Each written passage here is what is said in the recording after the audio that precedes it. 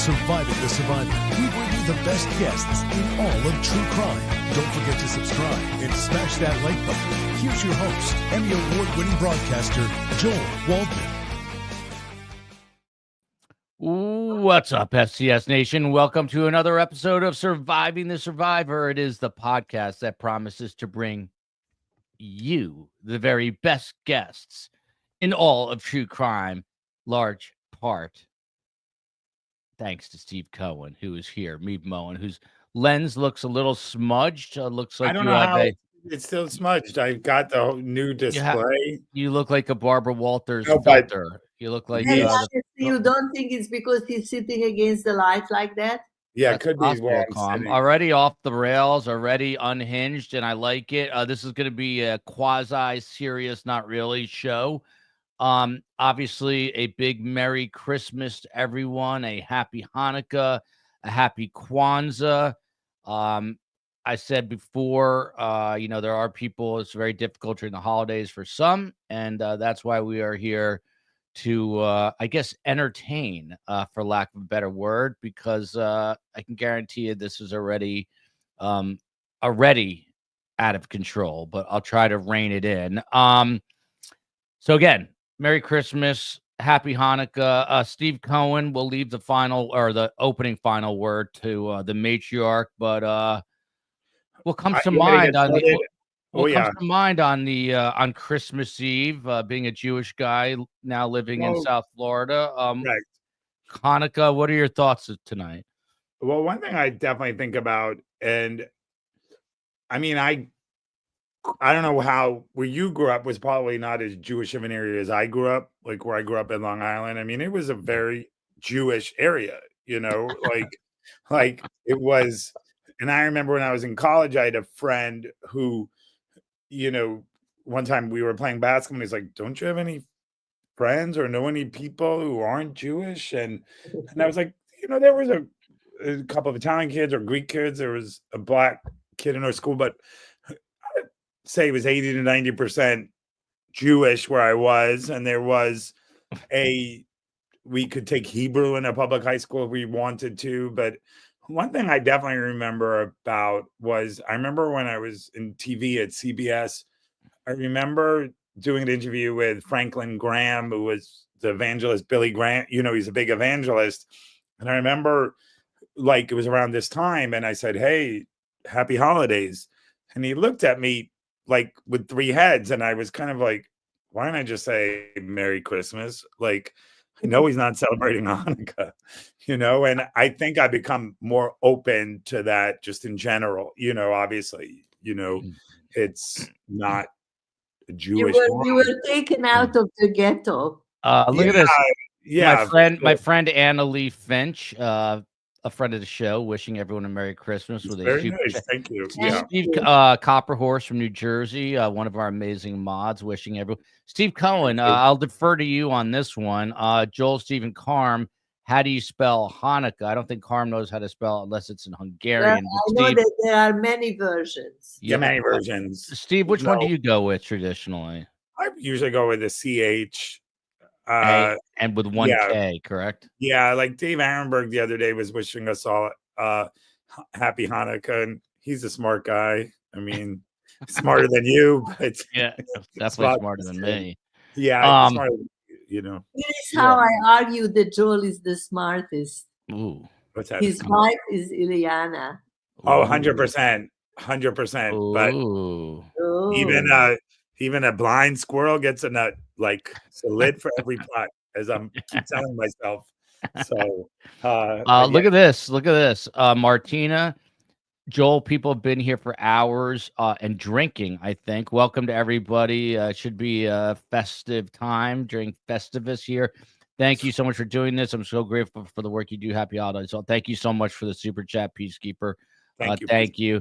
I can't help. I can swear in Hungarian, Karm. You two bad actors, start writing them out in chat, and I know a couple myself because Karm is an expert cursor and best in Hungarian when it comes to that. Best in the category. I'm so glad this came up just now. Look at this. Happy holidays, Karm, from our friend Kouri by the lake. Has your fugitive neighbor returned? Before you answer that, Karm sends me this article today in the Miami Herald. It's tough to tell. I'm getting a cruise ship horror as passenger dies. See that Miami Beach doctor was charged with sex trafficking a minor. Then she was found dead. A horrific story. And this guy also lives in Karm. I saw that story. Yeah. So you've got the doctor who was sex trafficking, and mysteriously the prime key witness in the case ends up dead. And Karm, and then the Alexander brothers, who we're going to talk about in a second, their friend Ohad Fisherman just got back from Japan. What's it like to live in the detention center east on the water? No. Let me clarify something. Being that I have the inside scoop because I live with him, figuratively speaking. He came back and turned himself in and was let out, as opposed to the Alexander brothers who were not let out on bail. He was let out on bail, and about 3-4 months ago, I bumped into him with a bunch of friends, and he was telling me that he was getting married. So this was his honeymoon. And this is the Alexander brother, not the doctor who. No. This is the Alexander brother's friend, the Ohad, and Ohad is out on bail, and his mother-in-law. This is how clever he is. His mother-in-law put up the bail. There you go. That's what mother-in-laws are for. But Karm, let me ask you a question. Of the two soon-to-be convicted felons, who's nicer, who's more charming? The doctor who appears killed off the key witness, or this guy, Ohad Fisherman? This is your friend. Don't call him my friend, because it's a very difficult level. You have to be on a certain very difficult level to be my friend, to be called my friend. You know, in Miami, it's a fine line between an Hermes bracelet or a gold handcuff that appears to be on his right hand. So, but Karm, Karm, here we go. Here's a comment that resonates with me and with you from S. Ray. Karm, we're going to Catholic Mass tonight. We'll be thinking of you and the sweet nuns who saved you. Steve Cohen gave us his 2 cents. It is Christmas Eve. It is Hanukkah Eve. What would you like to say? By the way, Black Widow, it is Christmas Eve in the Republic of Ireland. I wonder if Black Widow had a drink tonight in honor of the holiday out in Ireland, where I think everyone drinks. Karm, what is your word of advice or wisdom on this holiday evening? Not only did the nuns save me, but the Catholic priest came in just to be on the safe side and proceeded to do a conversion of me, and my name was Anna. So I am almost certified. There you go. All right, well, let's kick this off into high gear, and since it is Karm's neighbor, well, let's just start with these guys, and then you just saw Ohad Fisherman. This is definitely a story of, we're looking back at some of the true crime stories, the big ones of 2024. This broke late in the year, late in the season, yeah. And this again lives in Carmela's building. As a matter of fact, a little story. We had dinner, the kids, my wife, and I, with Karm on Friday evening, and I'm looking at Karm's mail, which I often do, and I see a real estate car with like a photo of a beautiful building in Miami Beach, and who is that they put in everybody's mailbox. And who's the realtor? It's this guy, Ohad Fisherman, with his cell phone on there. Karm, when you heard about this, these are a friend of the family, this guy, and then these 3 handsome brothers. By the way, I've heard just the most awful things about the father. Maybe this is where they got it from. Literally just speaking. Karm, what's your take? How did 3 nice Jewish brothers? I didn't even know that the father was. But I could have if I. What's up, McSpunky? Go ahead, Karm. Hi, McSpunky, Mr. McSpunky. Anyway, what happened is that. What do you think? You think they just became like this and they didn't have a coach? They learn. It's Steve Cohen. Curious to get your take on this. You and I commiserate. We're kind of both the losers of our families. We went into media. Your sister's a high-powered attorney. I've got a sister that's a doctor. But this family, the dad has to say my 3 sons are soon to be convicted rapists. So I think relative to that, you and I look pretty damn good. They do have a 4th sibling. Some say they're estranged. Others say they are not. What do you think went wrong here in this very disturbing story? You think it was the father who taught them this? Maybe. I mean, I think it's funny because, I have his friend Shantae, and he would always say, I'm the white sheep of the family.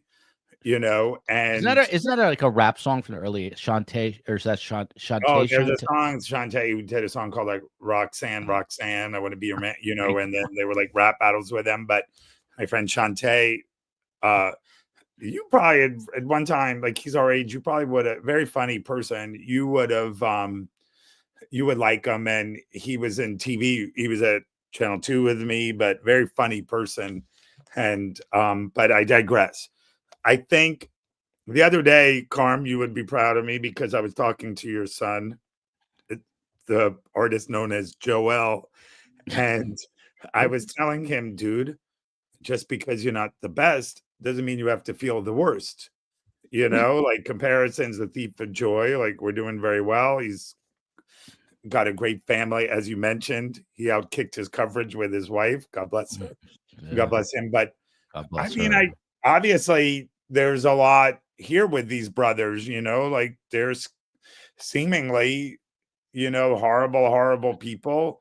And I mean, I honestly, like I'd seen the story, then we covered it. And this particular one, I haven't got into it as deeply as you have, but it's not like, it doesn't surprise me that, like that they have a dad who was a really horrific person and they grew up entitled and misogynistic and abusive. I mean, I was kind of couldn't believe, like in his yearbook, one of them had a reference to gang rape or, and just, and we had a nice podcast with you and Rob D'Amico and Leslie Dobson kind of talking about how, like looking at the psychology of them and just being sociopaths and narcissistic, entitled, think you can buy everything. But it's horrible, and hopefully they get justice and the people they abused get justice.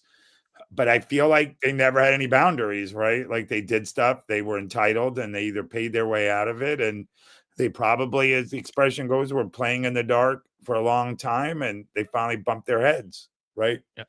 There you go. May I ask you, Joel, in a very, very brief paragraph, what do you know about the father? Because I never heard about the father. The father and the uncle. The uncle is actually the head of Kent Security, but the father is a big investor. It's a big private security firm that they own. But the father is allegedly a big real estate developer, which is how the brothers got into. Now, this is a friend. Originally in the media, he was described as a cousin, but I've confirmed that he's a friend to this guy. And then these are the brothers, but the father is apparently a big real estate developer, like every person in Miami, I think. Allegedly. Being a big real estate developer in Miami is like being a pigeon in New York City. They're everywhere. But anyway, apparently he's not a good person, and he's not a good person to the wife, from what I understand. Oh, that's right. This is what we wanted for that. Yeah. So Karm, now this guy, he's out. Your neighbor is out. Tell me about him. So he's Karm's neighbor, and he's Mr. Charming. He's Mr. Charming. He has two adorable little dogs.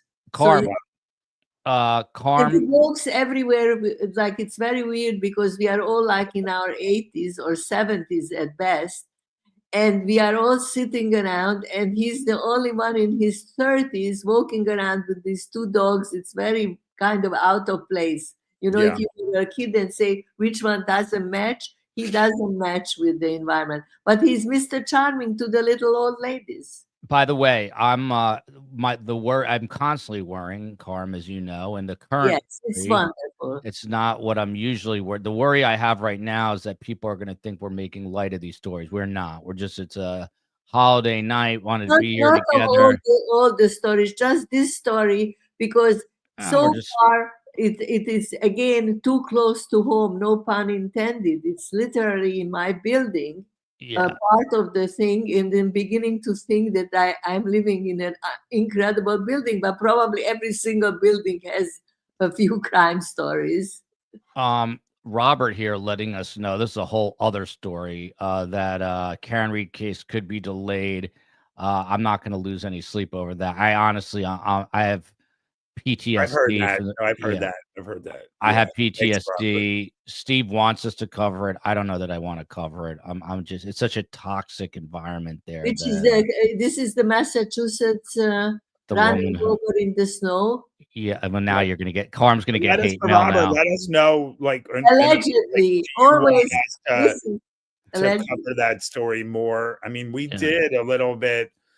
We did quite a bit of it, and I wasn't getting the vitriol that Joel was getting, but Joel for a while was a piñata, and everybody else wasn't blindfolded. And I don't know, you know, I have my thoughts on that case. I mean, I have a hard time, and you could address mail to surviving the story with Gmail, courtesy of Joel. I have a hard time believing like all of those people were that conspired in that house. And both of you guys are getting doxxed tonight. First, Karm said she's the one that did it. Now Steve is questioning. Exactly. No. I didn't mean that she did it. I just wanted to give a telegraphic description of where it was. I'm so proud if I can pinpoint that it was in Massachusetts. But I know. And by the way, I saw that Vinny Politan on Court TV. He has a disclaimer at the very beginning. Everybody's innocent until proven guilty. And court of law. That's true. It is true. Court of law, and this is, you know, we respect the Constitution, and we respect human life and all these. It's the bedrock of the Serbian Constitution. Karm. Exactly. From Zo here, we got the A team tonight. The COE will pop on at some point. She has serious FOMO right now. So thoughtful to bring us all together. And look at this. Thank you, Genzo, and appreciate that super chat. Oh my God, Genzo, you are. Yeah. And then look at this. Karen collects. As a cradle Catholic, we 100% claim you, sweet Karm, as one of our own honorary Catholics. You are a perfect example of living a beautiful, faithful life after having your life saved by Catholics. Two Catholics, but the only part that we'll have to kind of work on is the cursing. I don't think it's very Catholic or Jewish. Mm-hmm. By the way, Mary Ann Karm lives in Serbia and watches us from Serbia. And she says, Steve is witty, saying rhymes, and then takes issue with Joel's not the best. In what universe? Steve Cohen, would you like to address that? She's questioning. Yes. I'm saying how you address yourself, your self-talk, you know, and Joel is like, I'm living here in Miami, and this person is this, and this person has that. And right, as you know, right, Carmela, happiness is not getting what you want. Listen, you know this. You know what I'm talking about. Back me up here. As of yesterday, I changed. I am never saying a negative word, even in jest, about Joel. So I cannot comment. I'm sorry. Look at this. Marilyn Gardner, been looking forward to this. Thank you. I'm a disabled nurse, and I have tons of time on my hands. If you ever need help with looking up info and won't help, be careful what you ask for. Marilyn, email us Yeah, Dave, email us survivingthesurvivor@gmail. I can always assign homework. I'm happy to do Take this. down my neighbor. I looked at him long enough. So I just want to get back to him. So number one, we said it, by the way, Got Donuts. She's a real character, Got Donuts, up in Toronto. She's one of those people where it rains, but she walks between the raindrops, like my friend Ernie Anastas. Got Donuts is living the charmed life, which is a great thing. So, Karm, you told me off air that this guy you described the dogs differently. I won't embarrass you. But you described them as a slang term for female anatomy. And now, look at Karm. She's all upset that I'm outing her on national YouTube. I'm word of honor. It's a senior moment. I don't remember what I said about the dog, but the dogs look very effeminate for a big, tall guy. These two little, tiny, little fluffy dogs, not even chihuahuas. It's such everybody with chihuahuas. It's such a Miami thing. But Karm, when you before knowing what you know about him now, what was your impression of this guy? Word. I thought he was like a bizarre occurrence. He looked like a very wealthy person, the grandson, son, and he himself is comfortable. That's how he looked, because otherwise, why would he? All the other young people in the building are at work during the day, but since he works in real estate, he's around during the day. Space Coast appreciating Karm's. He's charming, and I'm not saying this to cover my derriere. Yeah, you hear that? I mean, but Karm, you're a therapist, so what is it about charming narcissists who then prey on women? Sell houses by being charming. What I mean, do you think he lures these women in, these brothers too? Do you think they lure them in with the charm? Our guy in the building. I know, but I'm asking about the brothers too. Oh, the brothers are crass. Well, Karm, let me ask you about the brothers. So here they are again, and then we'll move on from this story. A number of people, and it's a sheer coincidence. One of them is a gym teacher I know very well in the building. Her daughter went to school with the guys, and she said already in high school they weren't nice people. But Karm, let me ask you something. What's at the core here? These guys have money and looks and everything else. Why do they get off on doing this to women, in your opinion? Is it a control thing? Is it a power thing? I really believe that they want that power. It's almost like it's like what is the word when you have, for example, it's like not a fetish, but what? It's an aphrodisiac, you mean, or just like no. I think that they have this aberration. They have this I don't even know what the word would be, and they are twins. So they have this way of relating to each other and thinking alike, because not necessarily genetics, but because they are together since they were born. Yeah. And they egg each other on, and they know they can go into a bar and get a woman the right way. They know that.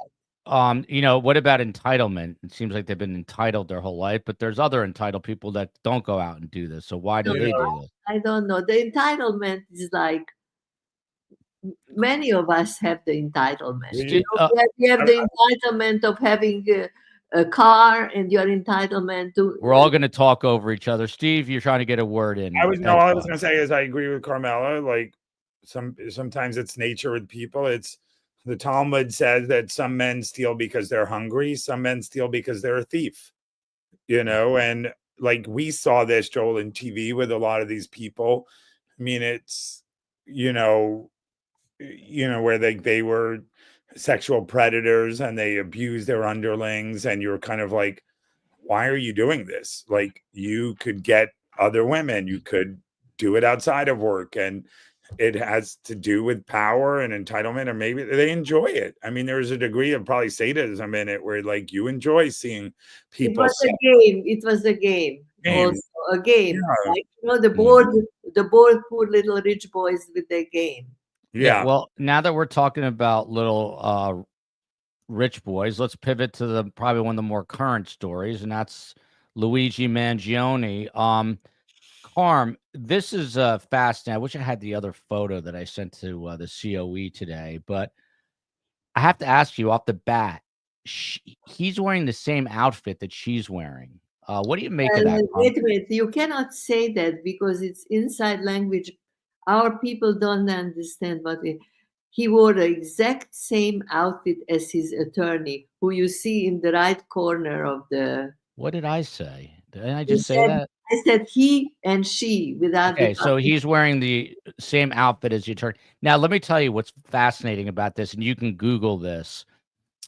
Lee Harvey Oswald Joel sent me the picture. What did you make of that? If you Google Lee Harvey Oswald, there's a famous picture of him being ushered. I don't know if it was in a court or where. No. That was, may I say, I watched it live on television. Don't date yourself, Karm. Yeah, please. Well, it's reality. COE, I texted you that photo. If you want to bring it up, if you can find it.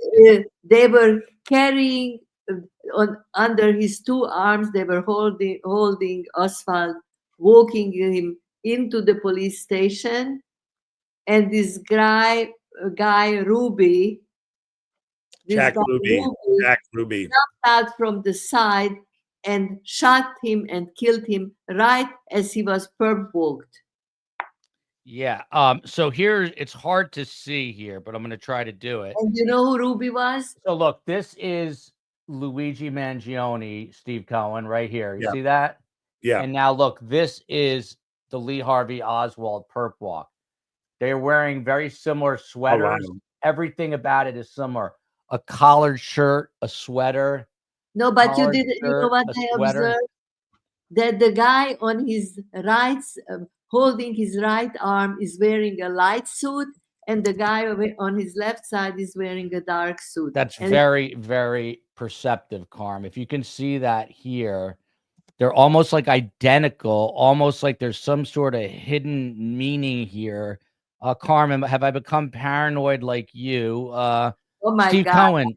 Steve Cohen, yeah. Do you believe in conspiracies and conspiracy theories? I don't believe in the Lee Harvey Oswald, but I do believe that Karen Friedman Agnifilio is savvy enough. She's a foreign prosecutor there, is really bright, and does look. First of all, he's not wearing an orange jumpsuit,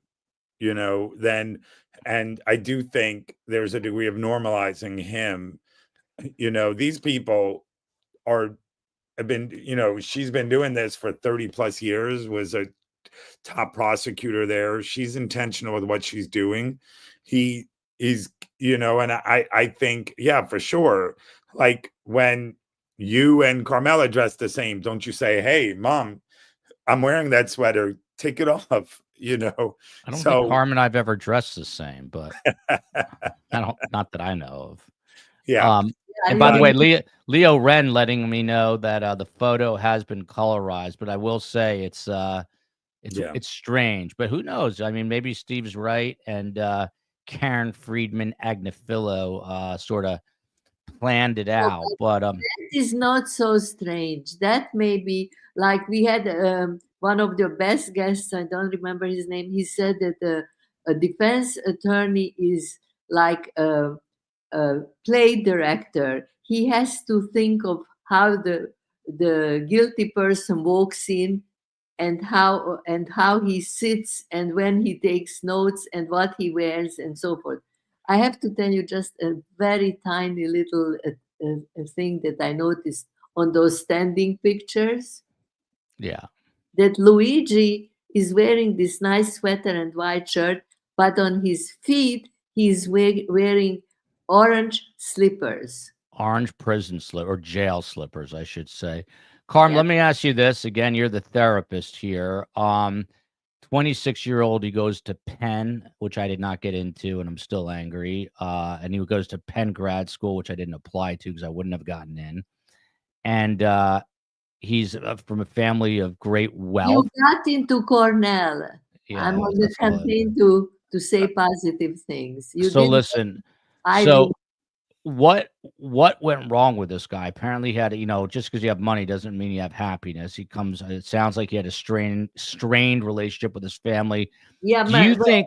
Do you think it's a possible mental break, a schizophrenia kicking in at 26, or is this just like the Alexander brothers? Is this just an entitled young man who took things way too far?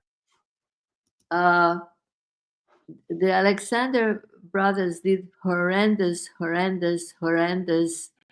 things, but stopped short of murder. Mm. And I don't say it's better, but it stopped short of. I think, speaking of black sheep, which you weren't,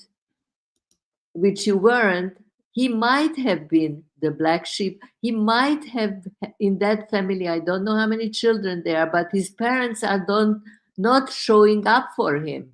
Yeah, they're not showing up now. He has 2 sisters, I believe, and then him. And the mother sort of, in that, when she was looking for him, when she told the police, she sort of implied that she wasn't really surprised that he had some issues and that he disappeared.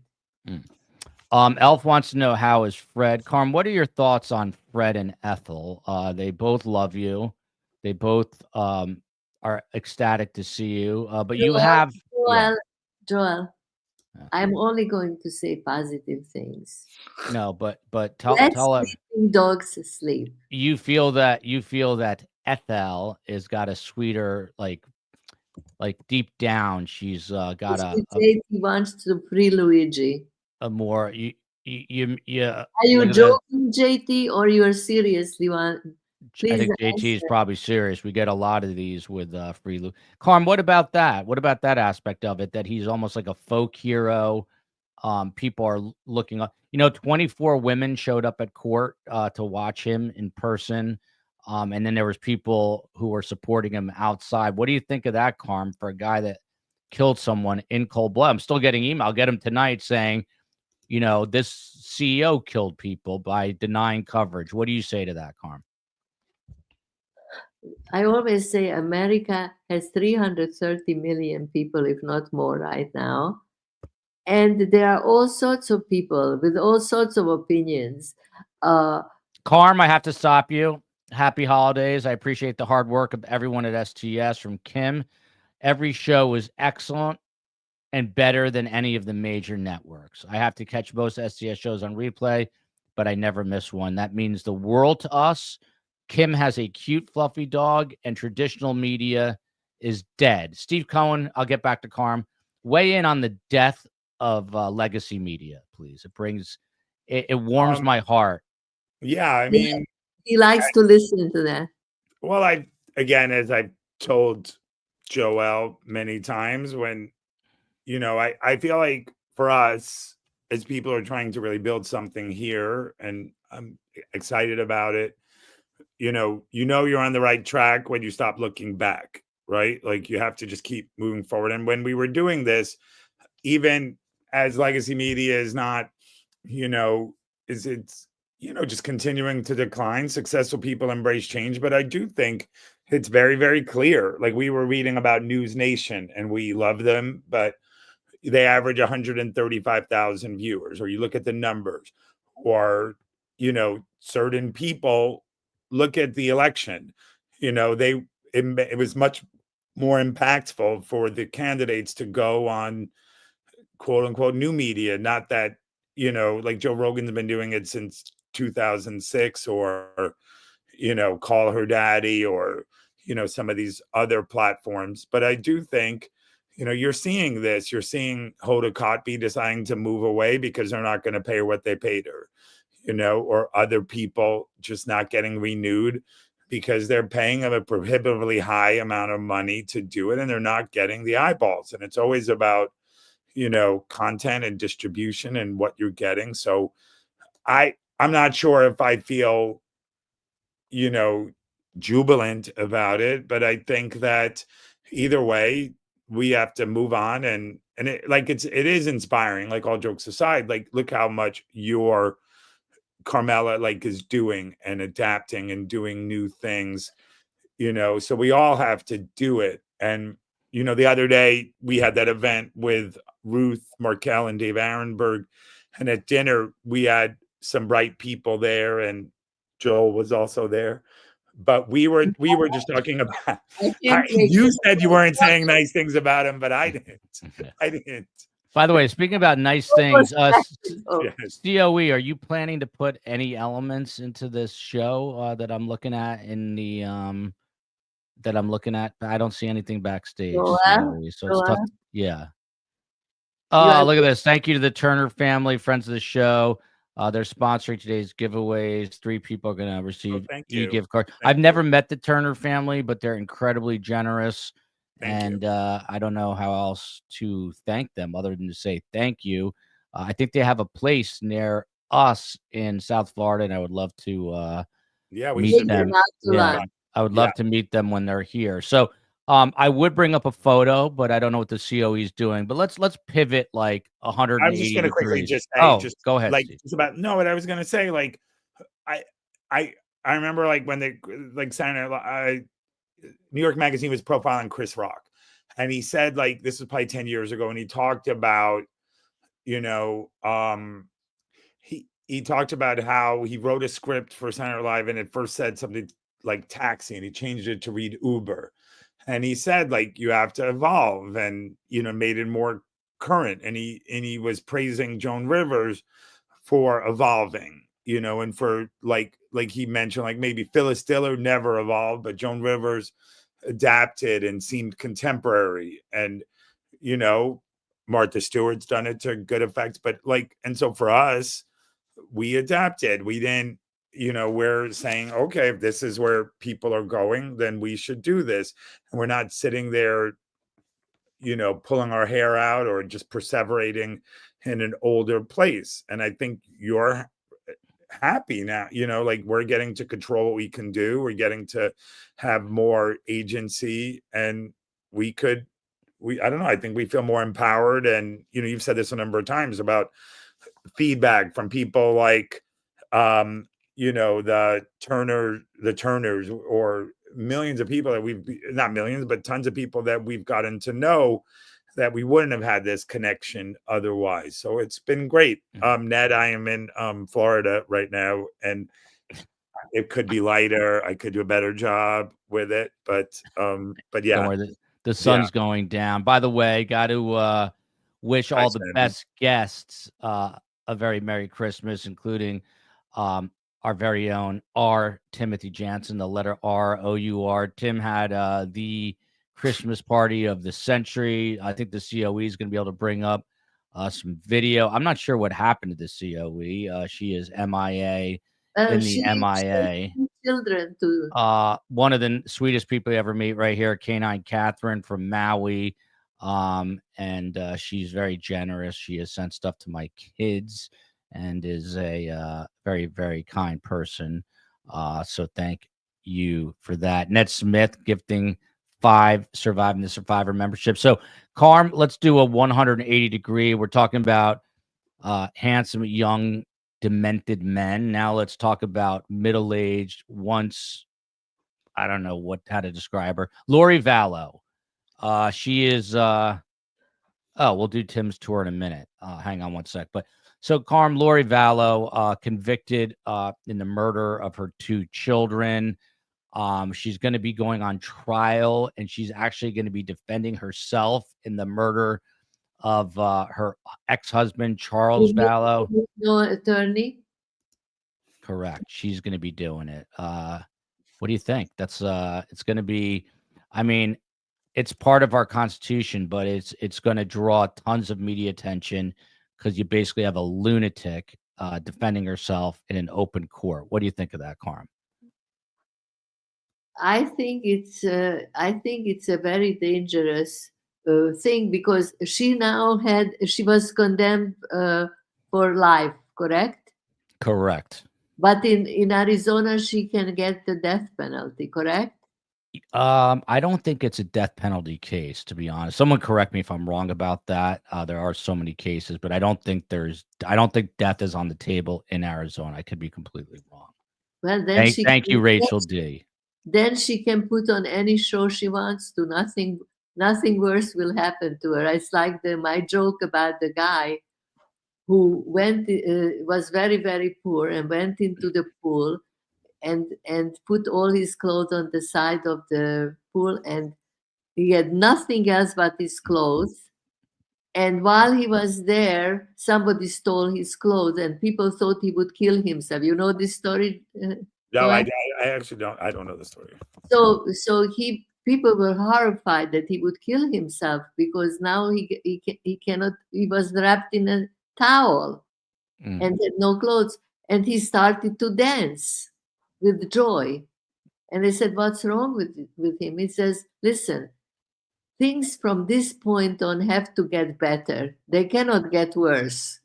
Yeah. So that's the same thing with Vallow. You know, if she cannot get the death penalty, what does she have to risk? A little performance. She was wasn't she once in a beauty pageant or something? You're thinking of JonBenet Ramsey, a little bit younger. No.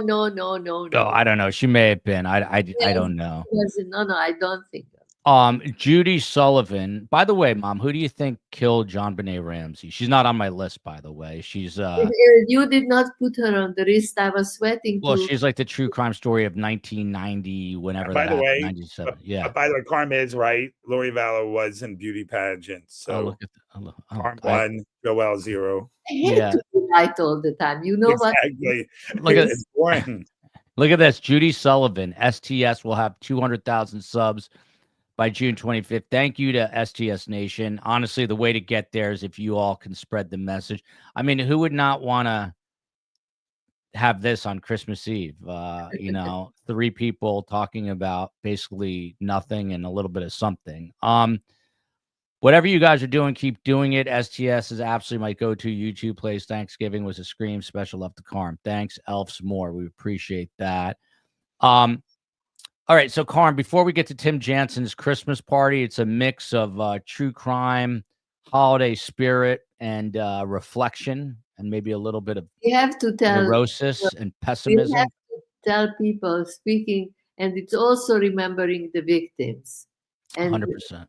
And 2 days ago, Cohen, Joel, and I went to have what would you call it? Honoring Ruth.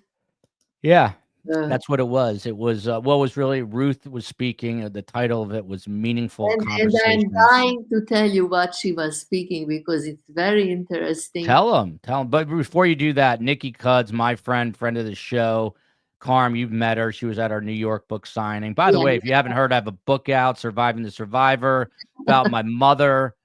Mostly her yelling at me. Available anywhere books are sold, including Audible, and right now on Kindle for $1.99 through the holidays. But Nikki Cuds, wishing my favorite pod. Joel. Yeah. Would you write a book when I'm all positive and supportive and kind and patient and never say any critical things about you? It would be probably like 1/4 of the size of the book. It would be like a little bulletin. Yeah, it'd be really boring, but I'll do it. Yeah. That'll be Dad's book. Be a pamphlet. Yeah. Look, so she wants to know, Karm, who do you think killed JonBenet? You never let her finish, Joel. Well, you know what happened? Joel gave me a list of 10 names that he will bring up, and he always does this. No, nothing negative, not intentionally. He never put in this one. I know it happened. The mother is dead. Yep. She died. Well, a lot of people think it could be one of the parents and or the brother. But it seems like there's heat on the case against Steve Cohen. By the way, someone did say that soon Steve Cohen will be sitting in the dark. That'll be funny, though. We'll just see the glare of his glass. No, it seems lighter now. I put some light on. I don't know. Steve worked in TV news for 25 years, but doesn't understand the concept of lighting, obviously. You were very funny. Analytical Blarney giving us the answer here. First degree and premeditated, no death penalty. He's dark. You're light, he's dark. Yeah, by the way, Lori Vallow was up from Miss Arizona. She was Okay, Upper Miss sorry. Arizona. She was also on Wheel of Fortune. A lot of people have been on game shows like Wendy Adelson, Donna Adelson, Lori Vallow, a lot of other things. But Steve, we got to stop talking over each other. It's my fault mainly. Yes. Ned Smith, is your friend. I get jealous when Joel calls someone his friend. Am I sick? Yes, you are, Ned, and that's what I love about you. Steve Cohen, who killed JonBenet? You know, and we should have the director of that new documentary on, you know, Paul Berlinger. You know, let's just, you know, because it's brought up, it's gotten a lot of attention, and perhaps John Ramsey. You know, and I remember doing that story. I honestly don't know. There's like so many theories and so much time has passed. I really am not sure. You know, it's one of those stories. I don't even want to speculate. But yes, we've heard perhaps the brother, you know, or like an itinerant person who was there, but I don't know. You know. Mm-hmm. Yeah. It's look at this. My friend Phantom 6000 Karm. He's an attorney in LA. Happy holidays to SCS crew. He's on the wanted list. He has a good end with that. By the way, he was he may have played professional tennis, but he's an excellent tennis player. And you know what he does, Karm? I'm allowed to say this, I think. He manages fighters with his law degree, which is like my dream. A real great entertaining show despite Joel's boring and monotone delivery. I didn't even see that part till just now. Thank you so much. I appreciate that. Phantom 6000, happy Hanukkah to you. And my pal Nathan Hochman, he got mad at me because I called Nathan Hochman uninteresting. I was just saying it because his monotone style of talking. I love him. Kendra, again, we obviously saw this comment earlier, wanted to know about JonBenet. Before we get to Tim Jansen's Christmas tour of his house. About Ruth's, it was interesting. Yeah, so tell us what. Go ahead. I'll do it abridged and simplified. Ruth, this time, last year we talked about different other topics when Ruth was part of the panel, but this year she focused on what people do, self-talk, when we are completely alone, just with ourselves, each of us with him or herself. What are the things we say to ourselves? And you know, it's nothing new or nothing unusual, but it's a good thing that she brought it up, that we do a lot of self-deprecating, tearing down talk to ourselves. And no wonder then, like Joel says, he had a bad dream. I told him before he goes to sleep, if he thinks of positive things, he will have a good dream. If he thinks of negative things, chances are better to have a negative dream. And altogether, as much as it's something that we all heard already a million times, and we know that we should change the tapes we are running in our heads. That's what Ruth talked about. I think she herself admits it, that she got help to work on this, because she has sadly more bad tapes. You know, people who were victims have many times more bad tapes running through their heads than other people, but everybody runs bad tapes in their head. So this is my preaching for the evening. And by the way, the bad tape that I'm running is that you interrupted me to make this comment, yet everyone's like, I think there's hope for you interrupting Karm. Maybe you get tips from gorgeous Peter Tragos, who finally got better at not interrupting his dad on lives. But even if you interrupt me, I'm going to get hate mail tonight saying that I'm rude to you and that I interrupt you too much. Joel, if you saw a young, strapping, healthy, energetic, vigorous young man and the little old lady, who would you protect? Annie K says JonBenet was off by a family member. I tend to agree with this. There were no tracks in the snow. I lived in Boulder then, and she was at my school where I was an occupational therapist. That's interesting. And then look at this. It's always split. the Ramsey family is innocent. Before we get to some other breaking Christmas Eve news, Karm, do you know who Kouri, Kouri Richins is? Kouri Richins. Oh, yes, I prepared. Yeah, and what are your thoughts on her without going into every detail of her life to show us that you did prepare? I think she's one of those psychopaths. I'm sorry to give it a label, but one of the things on one of your programs that I reviewed, they showed her interviewing about on television about a children's book that she wrote the first year after her husband died, and she has 3 children. And allegedly, I don't think that the trial happen already? No. I have it written down. Hang in there. I'm planning to go to that trial, Karm. It's sometime in the spring. While you're looking that up, shout out to Aysagal Aksu, who comes to us from Turkey, Karm. She was watching from Turkey. Steve Cohen, what do you think of a woman who is accused, not convicted, but accused of poisoning her husband with 5 times the lethal dose of fentanyl? Okay, the trial is in April. Oh, look, she just cut you off. Nothing will happen. On purpose, because I it was helpful. It was helpful, Karm. Thank you. Yes, you're well-intentioned. I'm not going to demonize you for being helpful. Oh, you are already doing the same thing I'm doing with Joel. You're doing with me. Rachel D, you're Rachel D. You're a friend of the show. Steve Cohen, we're going to get to it right now. I think obviously Kouri Richins is a very troubled, disturbed person, and we've had Sky Lazaro, her former attorney, on, and Greg Skorda, some of our best guests. And sociopath. There's a lot of messed up people. We cover Steve, a lot. We got scooped here. Look at this. We got scooped. Oh wow! We got great news that lawyers for Sarah Boone are going to be on ABC News and The View on Monday morning, January 7th. Of course they are. Of course. But that's okay. No, I think even though it's somebody whose name rhymes with mole, offended Joel's, the Sarah Boone's lawyer. So, you don't point the finger, point the thumb. Say, I forget how did I offend him? That's what a journalist is supposed to do.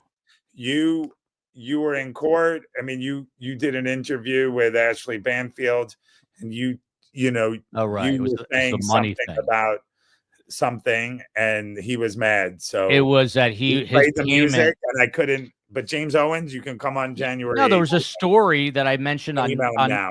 Yeah, there's a story that he was being paid with the rights to her story, and I just reported what was being reported. Oh, look at this, Bella. I'm all alone at Christmas, so this is nice. Karm, any words of advice to those who are alone on this holiday? I have a secret for you, Bella. So I am also all alone on Christmas, Hanukkah, and so forth, because Joel is going on a little trip. But I will try to occupy myself, and I'm going to make a soup and stuffed peppers tomorrow. All right. Well, without further ado, this is Tim Jansen's Christmas. Steve Cohen is in a bunker. You should prepare us psychologically. You should prepare us, Joel. This is Tim Jansen. COE, you run the show here. This is okay. Let's stop for a moment. That is Tim Jansen's guest home. No, that's his house and his pool.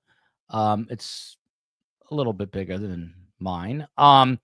He's got the gold jacket on the left, and obviously the house Those are his beautiful daughters and his beautiful wife. Yeah, I should have become a criminal defense attorney. Obviously, his daughters, his wife Steph, Annie, and I'm blanking on the other daughter. Do you know, Steve? I'm just blanking on Annie. I know he told me. It'll come to me. It'll come to me. Okay, so COE, we've got some video too, right? Tim Jansen, everybody. This is his home Christmas party. Be prepared to be shocked. Oh, that's it? The theme is a carousel. No.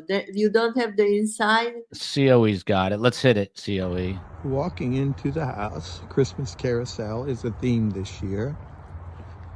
As you can tell, walking up to the carousel on the outside. And we're going to go to the carousel. The horses are here. Looks like a carousel. Don't forget to get your tickets. And we're going to walk into Magic Carousel. We're going into the house. This is study. Look at all these. Those are nutcrackers. He is doing it too Christmas fast. Carousel. Everything is amazing. This is wild. They prepare for like 3 months, and she keeps this. The wife Steph at like a warehouse. That's how much stuff they have. Joan Rivers said she was very jealous of this.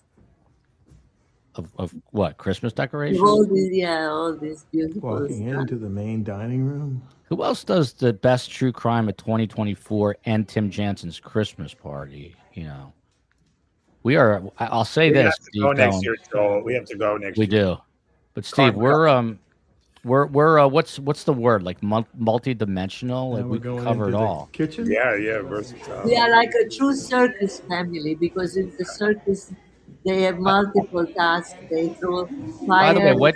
what The flying what? Walendas. Yeah, we are the Boldmanites. We're 3 Jews covering Christmas Eve at Tim Jansen's house. This is No, only but in it's America. beautiful. We don't have Like Irving Berlin. And we're White videotaping Christmas. Joel, his daughter, It's amazing. Wow. from live in Tallahassee, Windsor, photographer extraordinary. Ty. You did better than last year. Wow. Best ever. Sparkle, say hello. Sparkle. this house is fabulous, even Beautiful. without the decoration. Yeah. But even the toilet, did you see? The toilet was there. No, and Mrs. Jansen, Stephanie, does an amazing job. We're It's- coming into the game room. They worked for a month. So. And look in this room, Yeah. we got the young people. And that's my oldest daughter, Janie. Janie, that's Boston, it. And my youngest, Annie and Janie. No drink in hand. Merry Christmas. Merry Christmas. They are in coats, even in Tallahassee it's cold. There it is. Karm,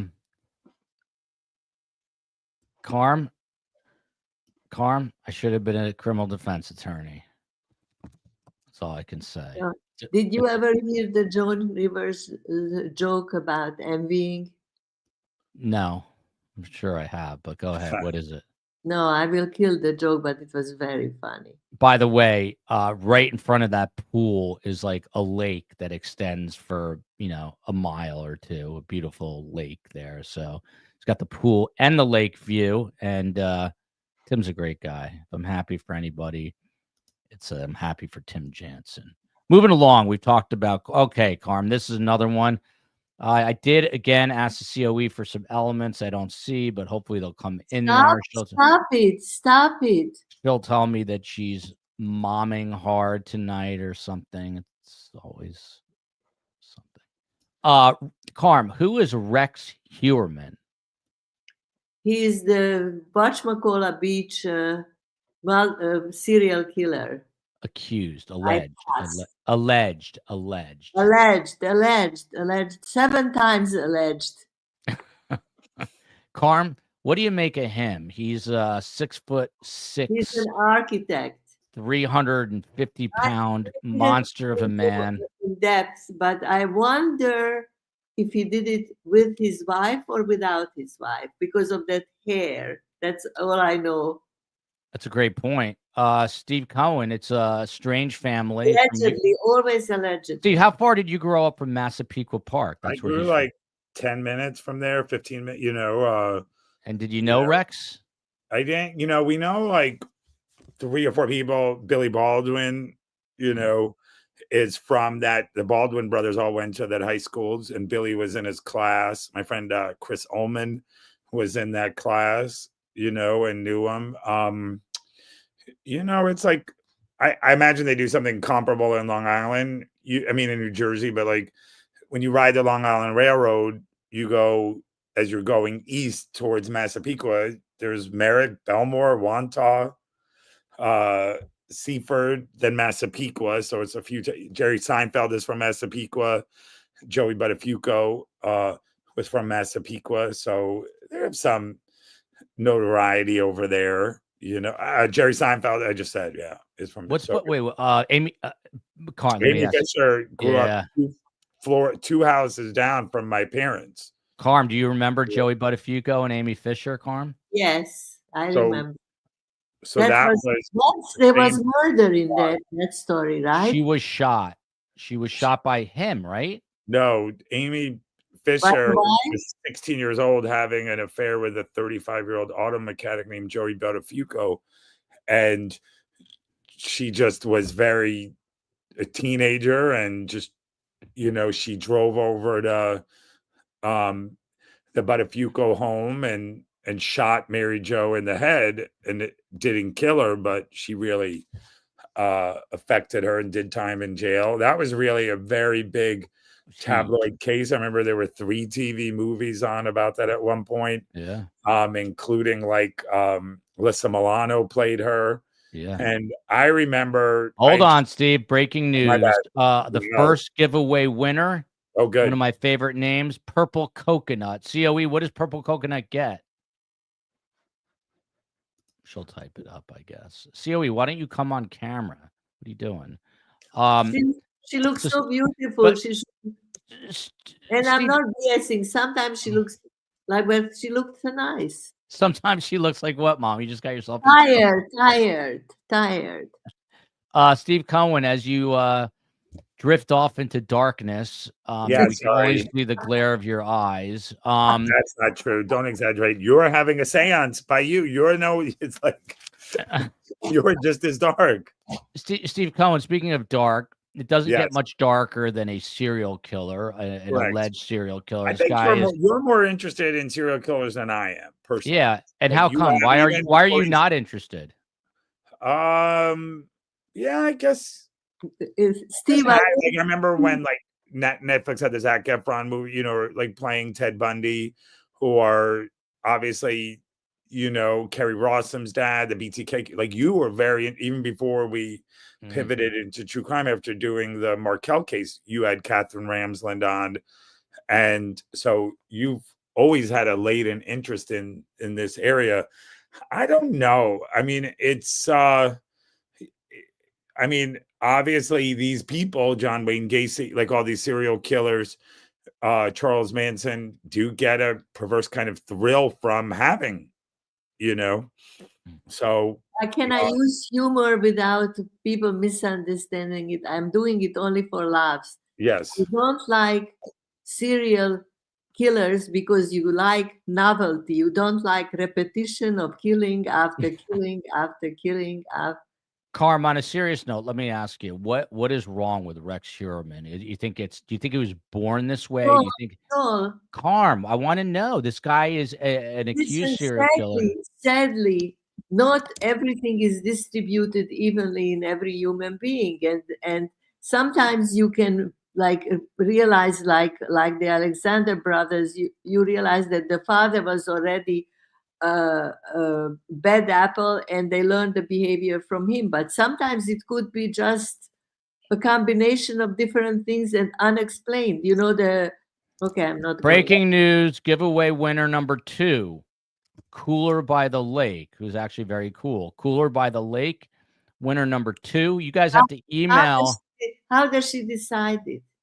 I have no idea. You have to email the COE at survivingthesurvivor@gmail.com. Surviving the Survivor.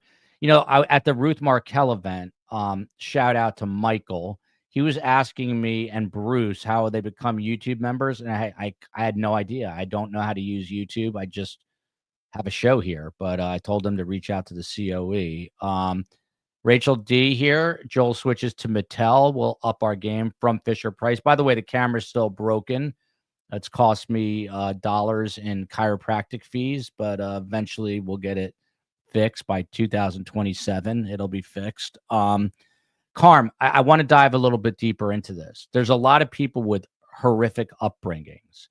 What makes this guy want to speak out? Let me finish the question. See, now no one's gonna yell at Karm for interrupting me. I forget that the other question is, I know the question. so why is he obsessive? I have some tendencies at times to be obsessive, but why is he obsessive? Like they say that serial killers, the only thing that they're thinking about is their next kill. Psychologically, what happened to this guy? Dad would laugh right now, by the way. He would laugh. No, because there is a very interesting concept that we all have to accept, even if we don't like it, is that there is such a thing as free choice. It's very hard when you have compulsion to fight the compulsion, but you still have the you have free choice to fight your compulsions. We are not so pre-programmed that we cannot change. So it's for some people it's very, very, very hard to change, and some people it's easier to change. And I think these serial killers, or they don't even try to change. Look at this, Karm, from Louisa. Shout out to Sao Paulo. Your Karm's son-in-law, her favorite son-in-law, her only son-in-law, is from Sao Paulo, right, Karm? Right. Have you ever been, Karm? Not in Sao Paulo. I was in Rio de Janeiro. The third and final winner today, Jean Sadin, or Jean Sadin, but I would go with Jean Sadin. Congrats to Jean Sadin. Steve Cohen, here's another one. This seems to be a theme at STS. Murder for hires. Of course, our original one is the Dan Markel case, which you brought to our attention. But now we've got a very similar case out of Jacksonville with Shanna Gardner. Her estranged husband, Mario Fernandez Saldana, and she are accused of hiring a guy named Henry Tenon, and he is admitted to it as being the trigger man. He cut a deal. He will be state's witness. This is a woman like Wendy Adelson, who comes from wealth, privilege. What is going on here, Steve Cohen? I think that people try and put their own hands, and when we tell people about the Markel case, I'm frozen. I'm back. Okay, good. But when people are like, why would they do this? Like the other night at that event, I think it was Bruce who said, who runs a very good podcast called Locked On Hurricanes, and I thought he's a family lawyer himself, and he said, well, the Adelsons had money. Why didn't they just get an apartment in Tallahassee or a place there? Like there's 100 different things they could do, but people don't think they're going to get caught. They think they're smarter than other people. They think they're entitled. They think like the rules don't apply to them because they have money and they could do what they want to do. Or they're just so consumed by hate, as we know, like the Adelsons, what do you think, Joel? I think that it's a combination of money, power, stress. It's like they wanted Donna Adelson had to have the boys in Tallahassee under any circumstances and would go to any length. By the way, I'm absolutely convinced that Wendy was a part of this. Absolutely. Come at me, Wendy. Allegedly. You had breaking news. You had breaking news when we were there. Yeah, it was great. Oh yeah. Let me share that. Thank you, Karm. Black Widow is now drinking Guinness in Ireland, where it is, I want to say about 11 p.m., maybe later, midnight. I think they're 6 hours ahead. Oh, look at this. This makes me feel much better. In a psych class, Karen Furlong says a professor said that when family members talk over each other, it is a sign of a loving family. We must be madly in love with each other. I was so afraid that the end of the sentence would be, it is a sign that earlier or later they murder each other. Yeah. So a little bit of breaking news. This is not, this is more intuition than actual news. But Dave Aronberg at this event told the audience that he had a conversation. Go ahead, Karm. You have to insert first that he was getting an award And who else got the award? Yeah, Dave Ehrenberg was getting an award for being a phenomenal prosecutor, and Georgia Kaplanman was getting the Assistant State Attorney of the Year award. So they were both in the same place. Which And of is course, like thousands of people are running for that. Thousands of people. someone please send me at least one email yelling at Karm for interrupting me, just so I feel good. Instead of them all being the other way around. She just did it again. Anyway, and again. So Dave Ehrenberg was at this event with Jack Campbell, who's the state attorney for Leon County.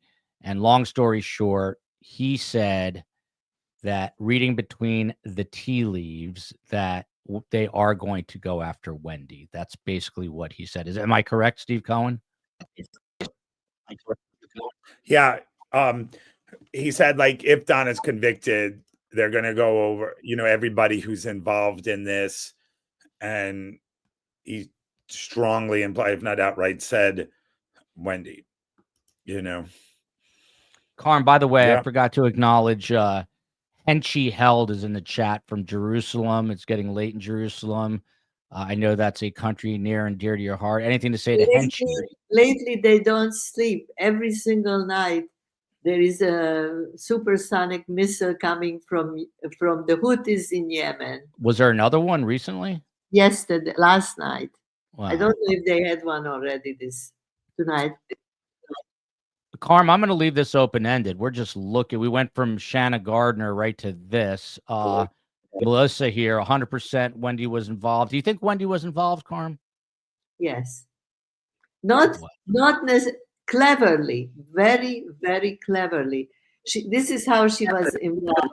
She egged them on like crazy. Her mother and brother, she egged them on. She worked them up. She sort of started the whole process. And then she walked away smelling like a rose. Look at this. Did you know that Joel wrote a book? I bought both the Appear, meaning the paperback, and the Audible. Karm voices the Audible. Karm, a question that came up at the Ruth Markel event was the man all the way on the right. By the way, Karm, I lost my father and your husband, and I feel like there needs to be a moment where I just weep and fill a Home Depot size bucket with tears. That has not happened yet. I'm numb. Am I potentially a serial killer that I am numb to my own father's passing? The only one who's more numb and more serial killer like would be you.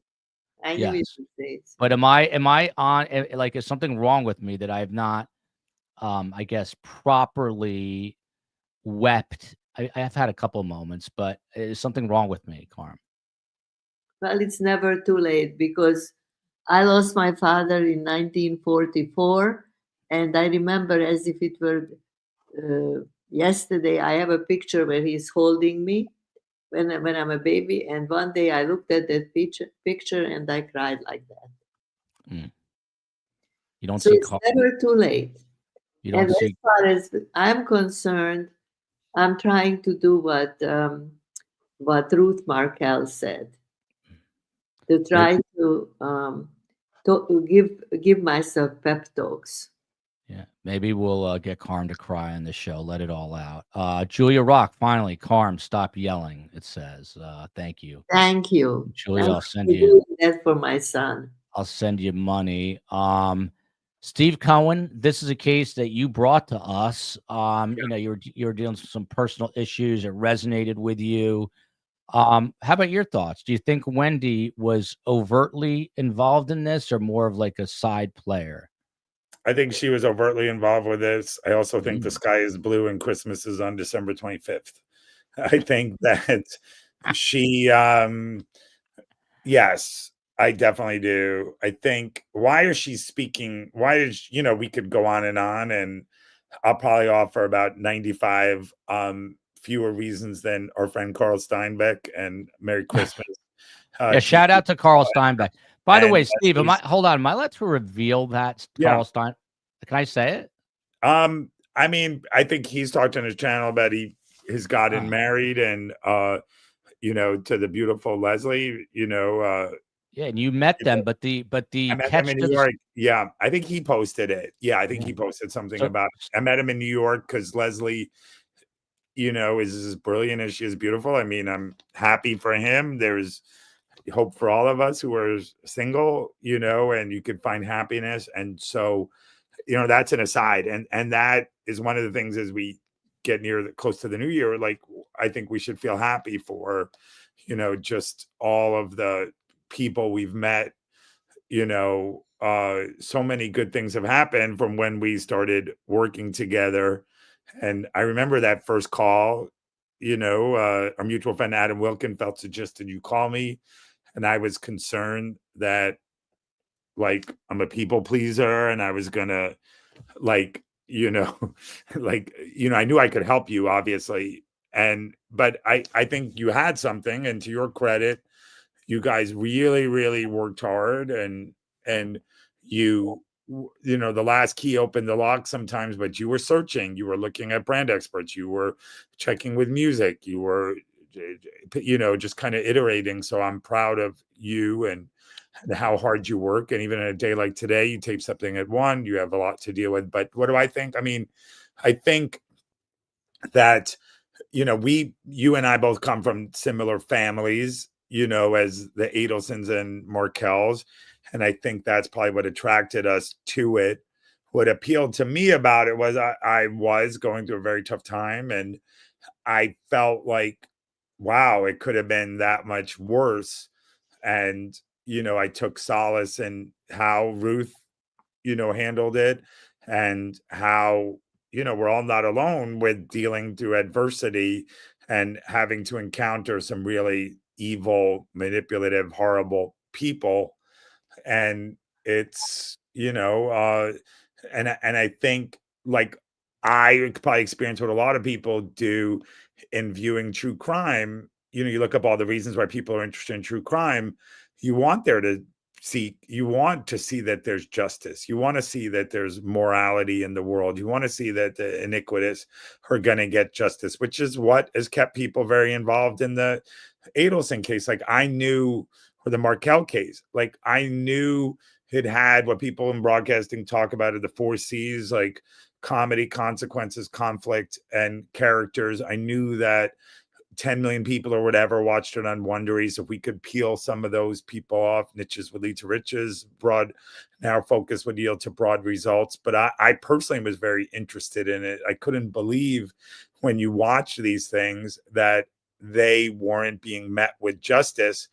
And I shared the indignation of some of the other people, we've been fortunate to meet covering this case, be that Fancy Fiction or Mentor Lawyer or, Kathy Kool-Lady or Patty's Play, like other people who are just kind of like, hey, or Judy Sang, does a fantastic job, who are saying, hey, this is awful. When you're kind to the cruel, you're cruel to the kind. There's no way she couldn't have known about it. And some of the things that just seem like such a slam dunk with it. Why is she speaking to her brother for 18 hours on the day, her brother's murder? Why is she going to the crime scene?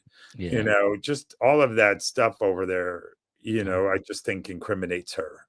I mean, wouldn't you agree, Joel? Yeah, I have no doubt that she's a part of it. By the way, on a completely different area, I think we should thank all, like I was thinking, Gigi, the lawyer I know. Oh yeah, Pretty Lies and Alibis. The lawyer I know. Yeah. What's the name of it? The lawyer you know. Yeah. The lawyer I know. But I'm going to call him the lawyer I know. Gigi does a fantastic job. But what I mean is all these people and the guests. Yeah, they're amazing. Organized and Karm, you bring a good point, but the only person with more ADHD than me is you. So let me just circle back on a couple of things. Number one, shout out to Henchy and May I say just one more thing? If I don't get an email on this format that we have tonight is like perfect for me and Joel and me, because we have attention deficit disorder. Yeah. So we can jump from subject to subject to subject. And nobody thinks anything about it because we are covering the whole year. I might weep about that tonight live on the YouTube. And my dad was like the sweetest guy. No one had a bad word to say about him. And he was funny and he was a little eccentric. Like And my dad smart. was a doctor, and when he read that tomatoes were good for your prostate, I came home to 100 cans of tomatoes. And then he read an article that you can live on baked potatoes, and literally for a year the guy was eating baked No, potatoes. he Karm, exaggerates. you play that down. He literally ate baked potatoes every year. Dear Karm, I've realized my mistake. Merry Christmas, all communities celebrate today. I hope that all religions can only inspire love, unity, joy, and compassion around the world. Very nice. Isagal Aksu from Turkey. But let me finish my stuff because we're all over the place. Carl Steinbeck, his now wife, was an STS Nation member, still is, and that's how she found Carl. She saw him on our show, reached out to him, and as a result of STS, they are now married, and they both left me a beautiful message. So STS Singles is the real deal. So wishing them nothing but the best. People are like, oh, how come Carl's not on your show? Carl's offered to come back. He's been busy. I've been busy, but we talk to each other. Steve's met them in New York. Yeah, we love Carl. Yeah, and John. They're great. But Karm brings up a good point. Lawyer had me on. Josh Ritter, Courtroom Confidential. Gigi McKelvey, Pretty Lies and Alibis. Anjanette Levy, Vinnie Politan. I mean, the list goes on. I'm going to forget people. Julie Grant on Court TV. Ashley Banfield on News Nation has had us on. It's a real. Had you on the other day, Vinnie Politan. Yeah, Vinny on the How'd other that day. go the other day? You guys talked about Hanukkah. We were just talking about what it's like to be Jewish on New Year's. Wait a second. Do you think our is better or his? Because he also had like a Christmas party on his podcast. But he wasn't actually trying to do. He was just doing Christmas. He wasn't doing actual true crime stories. So, but what was interesting is that we were at Ruth's event, Ruth Martell's, and then we went and sat down and did a little bit with Vinny. He asked us to come on as his token Jews, and then I put I Dream of a White Christmas as a background music. I don't know if you guys know, but it was written by Irving Berlin. And he just happens to be Jewish. So that's one of the most popular Christmas songs. And Vinny liked it. Yeah. Before I forget, so I told the COE, I'm like, I'm burned out. I need a break. Joanne, why are you saying this? Because it's true. I'm a little burned out. I've been going hard for a long time. Jeremy Matz is also awesome. Yes. Yeah, Jeremy's great. And there's so many people I'm forgetting. Fantastic. Yeah. Yeah, Joe Patuto's been helping us like crazy. Ryan Vesio, all these people. Yeah. By the way, most important to me, I would say, along with Tim Jansen, Scott Duffy and the great Phil Waters. Every Friday they come on, America's Most Respected Detective, and STS Shidduch right here. Cuds, you can run the third channel, STS Singles. Shidduch in Yiddish is like a matchmaking. So there you go. But before, we need more staff to run that.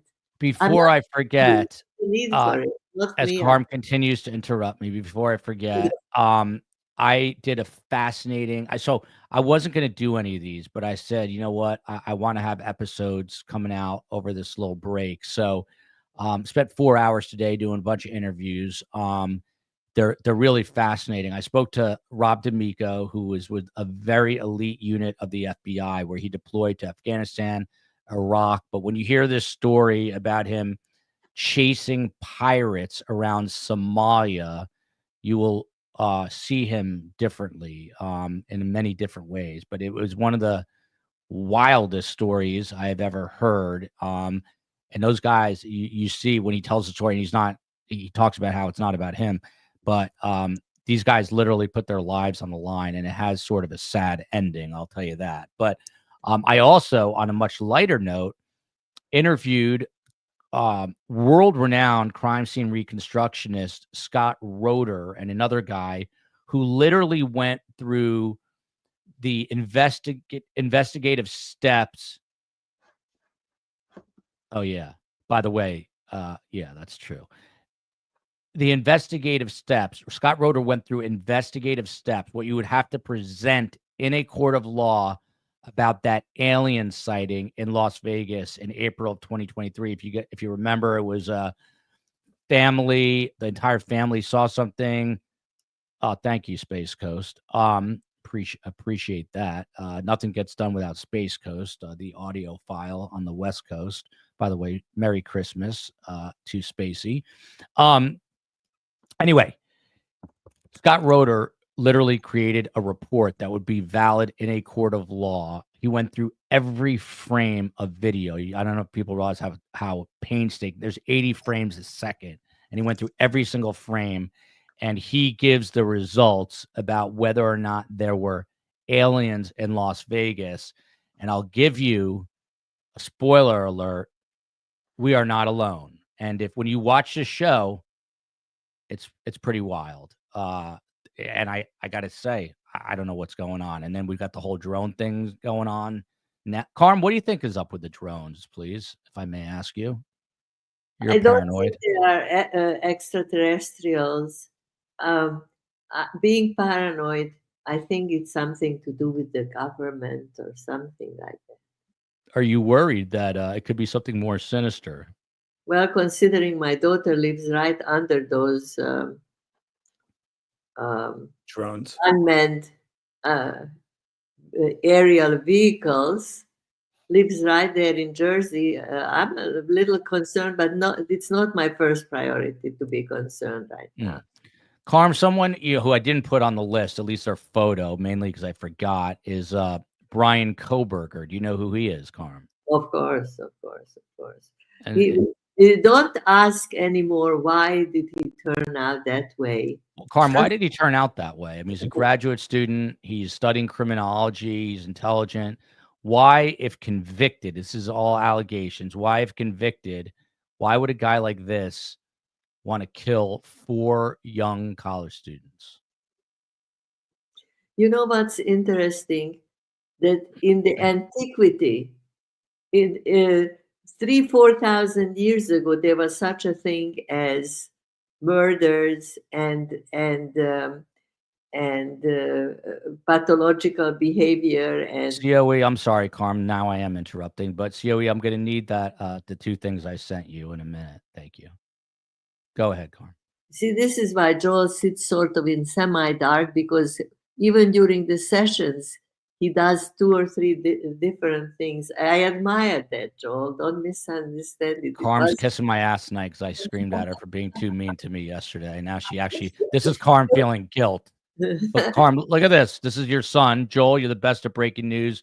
I mean, Steve, Bugs, and our COE and myself, we come from news. We come from breaking news. So definitely in 2025, we're doing a lot of it. And I'm also going to go with Steve to a bunch of trials. We're going to hit some of these trials, and we are going to crush the competition, even though we're friends with them. And we'll get you guys cool coverage. Look at this. The audio book available on Audible made me cry and love you even more. Thank you. That's very sweet. Thank you. That's very sweet. I feel more comfortable because I took out a lot of the curses. Yeah. So Koberger, Mom, why did he go and kill 4 college students?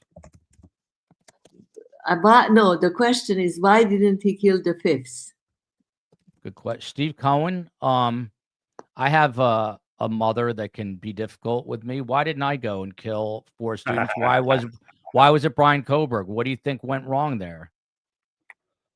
I mean, we talked about Catherine Ramsland, and she was one of his professors at DeSales University, and he really was intrigued and studied serial killers. I mean, I remember 1999, your friend Michael Moore did the documentary Bowling for Columbine, and the conceit of the movie is everybody was like, when Klebold and Harris did all that stuff, well, it's the heavy metal music that they're playing, it's the violent video games. And Michael Moore was like, well, they also were on the bowling team. Maybe it was bowling that did it.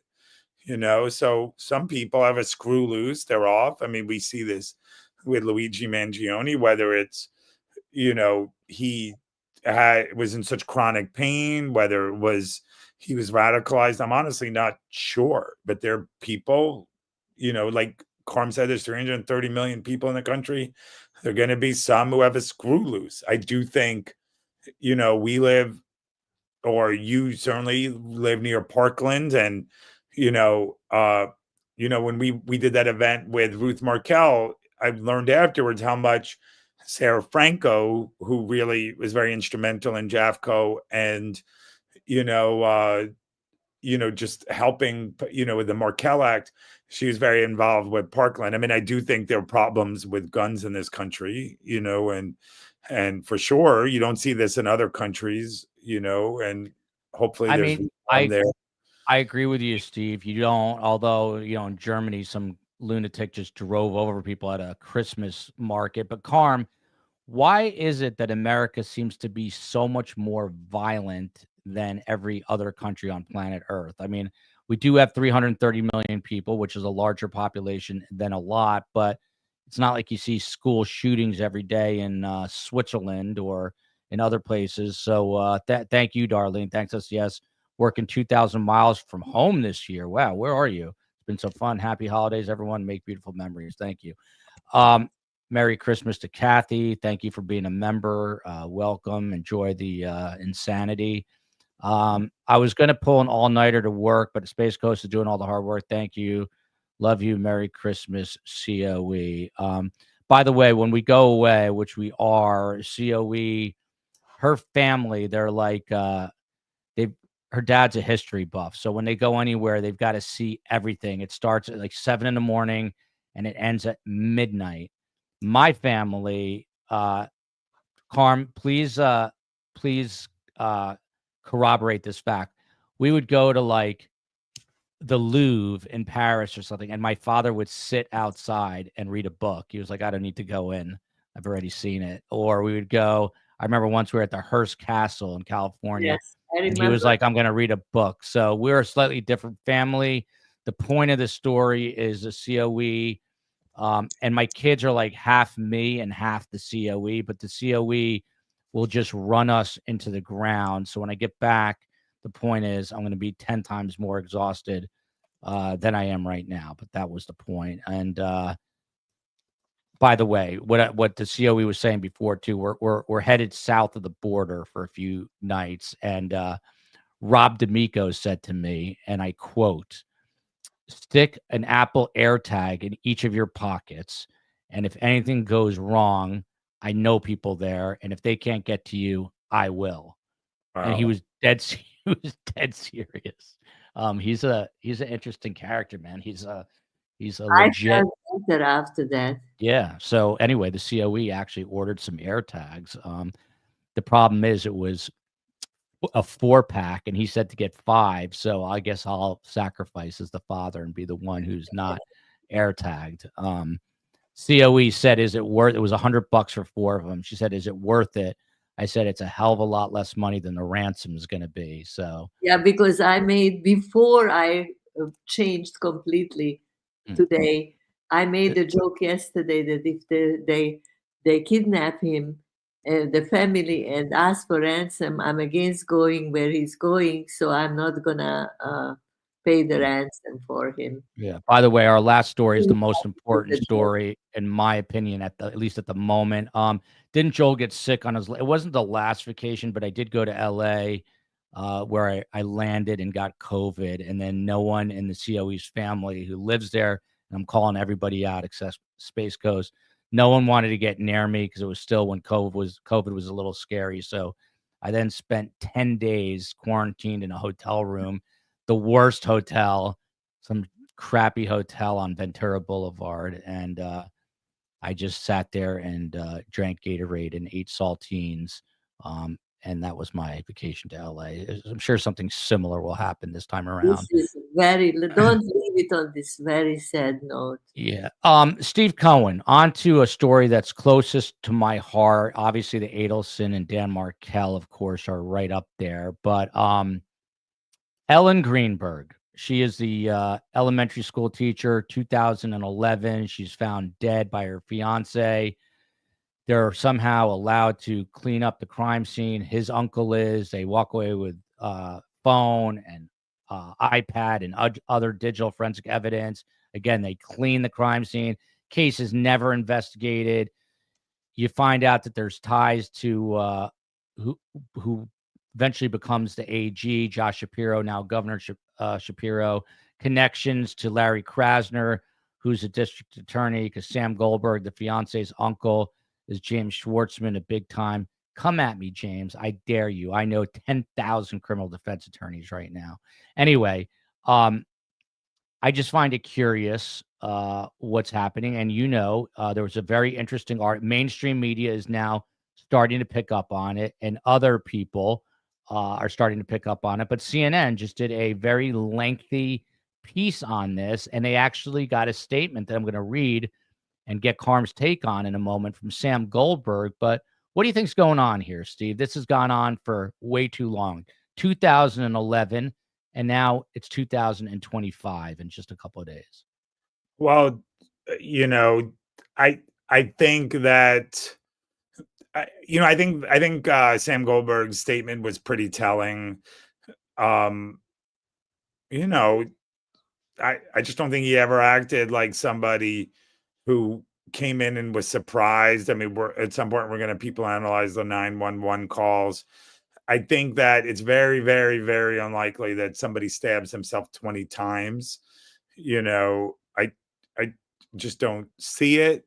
And I feel for the Greenbergs. I hope that we could provide a bigger megaphone for them. I think it's helpful that people like Nancy Grace, who has a book out in April on the case, will get more eyeballs on it, and justice, hopefully will be served for the Greenberg family. I mean, it's a really horrific situation, but it's a real horror show with everything over there.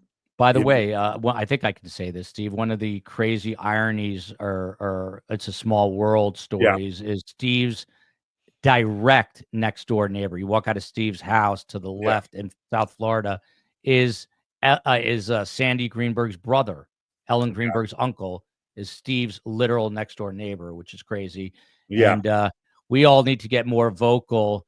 I love this as a non-Christmas celebration. Woman, Mad World, I'll take it. Someone is asking me, they asked if I've had COVID. I did not get COVID during the entire pandemic, and probably a year after. Since then, I've had it like 73 times, I think. I'm sure I'll get it the minute we land. I'll call Karm and complain. But tonight when I go home, I'm going to take about 1,000 of those airbornes. And that's going to be that. But somebody put it down. You didn't notice that you should wear a mask. Yes, I saw that. I don't like masks. But are you planning on following up with God's Misfits? Yes. Karm, this is the group of misfits in Oklahoma who are accused of murdering 2 mothers over a custody battle. One mom just happened to be along for the ride. Here's a statement from Sam Goldberg, Karm. I'm going to read it. And you tell me, Karm, what your take is on this. This is a statement to CNN from Sam Goldberg, Ellen Greenberg's fiance. When Ellen took her own life, it left me bewildered. Who used the word bewildered? So right there, she was a wonderful and kind person who had everything to live for. This is a 40-year-old guy, by the way, roughly. When she died, a part of me died with her. Unimaginably, in the years that have passed, I've had to endure the unimaginable. Steve, 2 unimaginables in one sentence. Unimaginably, in the years that have passed, I've had to endure the unimaginable passing of my future wife and the pathetic and despicable attempts to desecrate my reputation and her privacy by creating a narrative that embraces lies, distortions, and falsehoods in order to avoid the truth. Mental illness is very real and has many victims.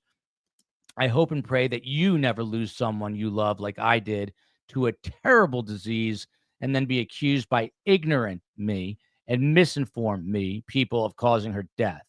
If you're really writing a truthful story or podcasting, dig deeper, and please do some good by raising awareness for mental health. Best, Sam Goldberg, SG. Karm, the floor is yours. Well, do you want it to be 3 minutes long or a half hour long? Somewhere in the middle. I'd like to get your honest take on this. No, my honest take on this, what he wrote, was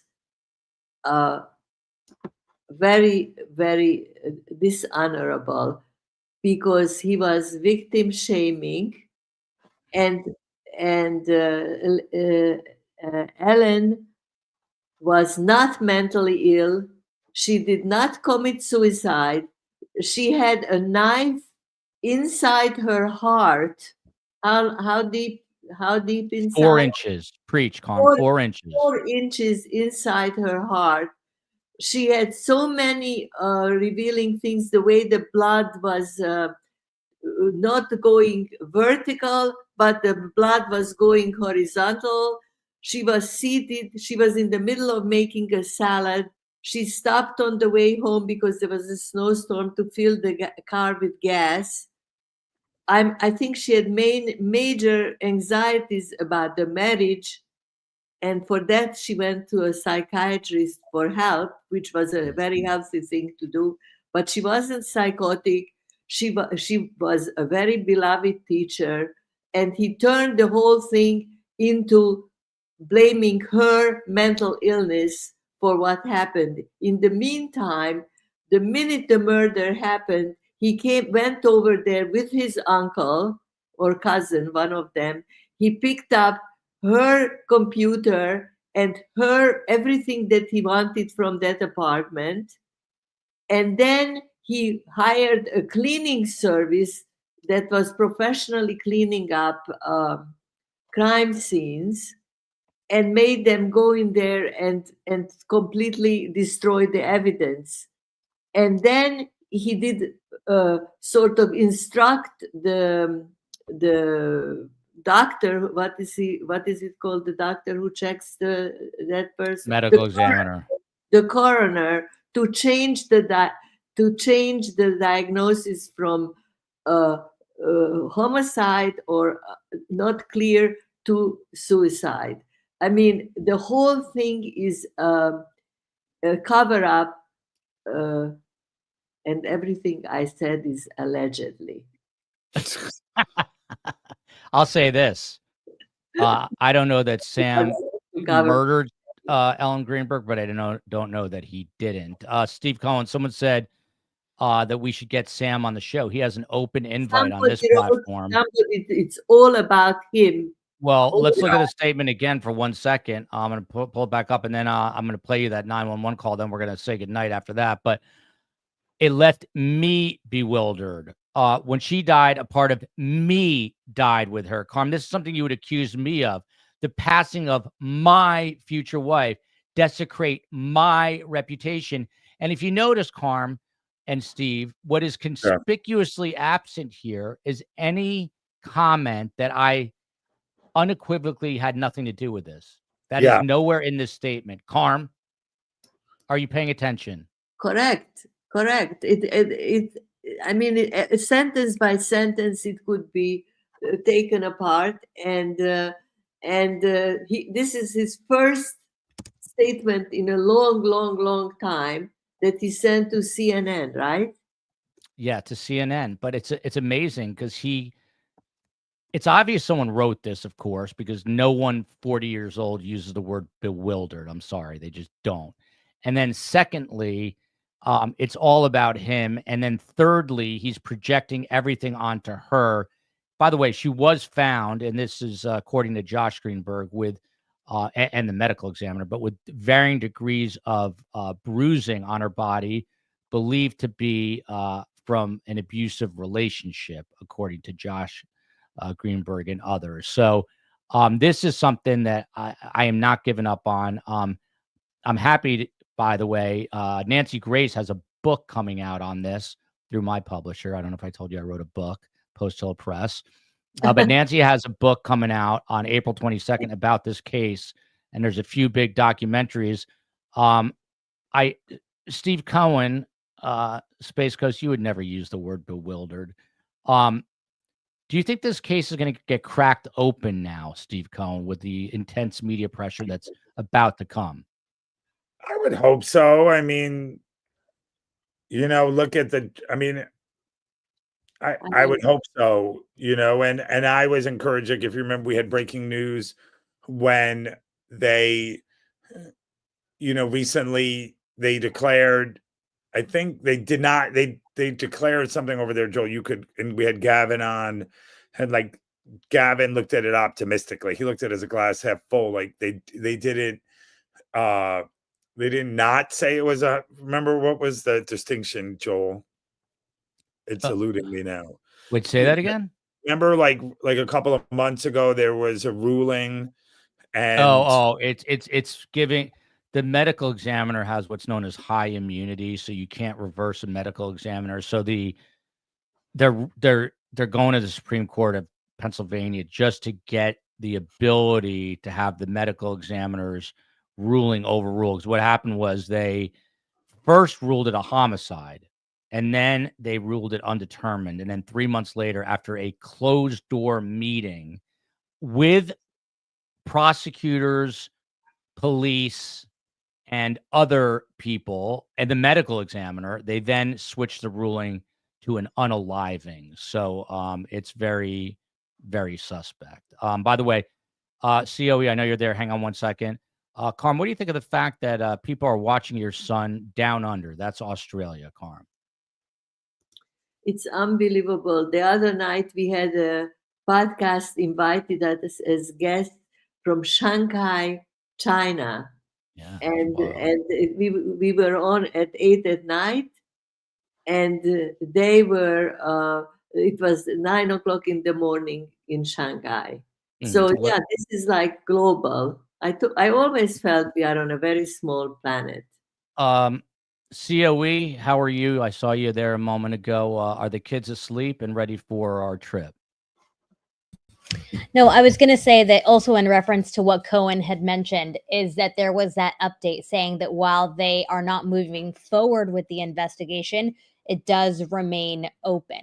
Yeah, that's Chester County, correct. And it's the first time they've used the word homicide investigation. The guy that's been on top of this, out in addition to the Philadelphia Inquirer. What's her name again, Steve? Stephanie Farr, who's done an amazing job. She kept it alive. Yeah, she did keep it alive. Stephanie Farr, you did an amazing job. It's kind of like Julie K. Brown with the Jeffrey Epstein case. Yeah, Her journalism was exceptional. So Stephanie.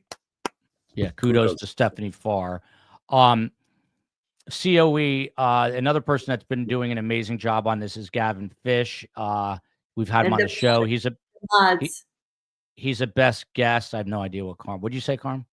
The mods. Yeah, but that's not where we're going with this. So we're going to play the 911 call from Sam Goldberg to 911 when he, quote unquote, discovers his fiance. Karm, you need to listen to this and pay attention. I know you have ADHD, but this is for you. COE, can you roll the tape courtesy of Gavin Fish? Please check out his YouTube channel. And I'm just going to, there we go. This is the 911 call, courtesy of Gavin Fish. Karm, pay close attention. Help, I need everything out. I just walked into my apartment. My fiance's on the floor with blood everywhere. What is the address? 4601 Flat Rock Road. Please come. Help. 4601 Flat Rock Road. Is this a house or apartment? Oh, no. Oh, no. It's an apartment. What apartment number? Please hurry, please. Where is she bleeding from? I don't know. I can't tell. No. So you have to calm yourself down in order to get you some help. I'm sorry. I don't know. I'm looking at her right now. I can't see anything. There's nothing broken. She's bleeding. Ellie. You don't know where she's bleeding from? Can't see where the blood's coming from? I think her head. I think she hit her head, but it's everywhere. Okay, it's everywhere. She might have fallen. Do you know what happened? She may have slipped. There's blood on the table. Her face is a little purple. Okay, hold on for rescue for her. Stay on the phone.